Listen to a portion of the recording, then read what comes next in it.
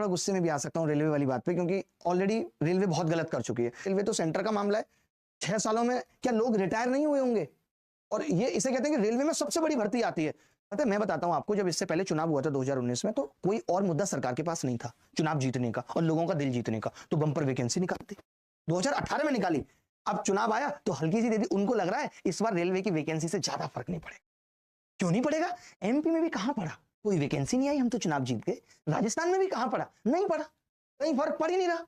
तो सरकार को लग रहा है क्या यार वैकेंसी निकाल, छोड़ो, कुछ नहीं रखा इन बातों में। 2018 में 26,000 वैकेंसी निकाली और बढ़ा के बाद में वो 64,000 समथिंग कर दी, जिसमें एएलपी टेक्नीशियन सब था। 6 साल तक कोई वैकेंसी नहीं निकाली। अब जब वैकेंसी आई तो टेक्नीशियन जीरो है, केवल 5696 वैकेंसी आई है।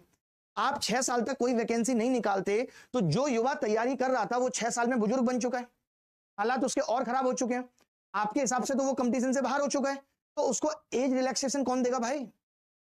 ये वैकेंसी तो आपकी हर साल निकालने का फर्ज था ना, वो आप नहीं कर पाए। मुझे समझ में नहीं आता कि सरकार का ध्यान इन चीजों पे है क्यों नहीं। सरकार आखिर किन चीजों में फंसी हुई? तो भाई रेलवे वालों से ये हमारी विनती और रिक्वेस्ट है।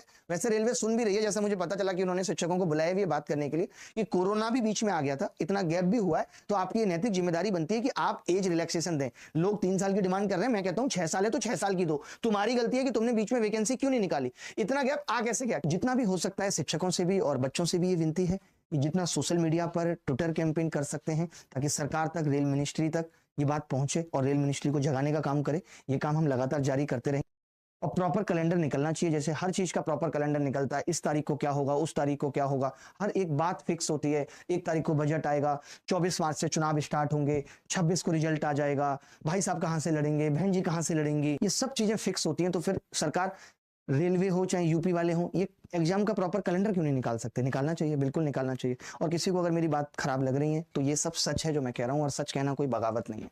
और फिर बच्चा हर एग्जाम के लिए लड़ाई क्यों करे? बच्चा पढ़ाई करे या रोज आंदोलन करे, ये बताइए। ये तो सरकार की जिम्मेदारी है, सरकार को हमने चुन के भेजा, उसकी जिम्मेदारी है कि वो सही समय पे अपनी इस प्रजा का पूरा ध्यान रखे। जिसको नौकरी दे सकते हैं उसको नौकरी दें। सरकारी तंत्र को भी चलाने के लिए एक टीम की जरूरत है, एक टीम ही इसको चला पाएगी। और अगर आप टीम को सही समय पे नौकरी नहीं देंगे, जब उसका दिमाग सड़ जाएगा तब 32 साल की उम्र पे देंगे क्या?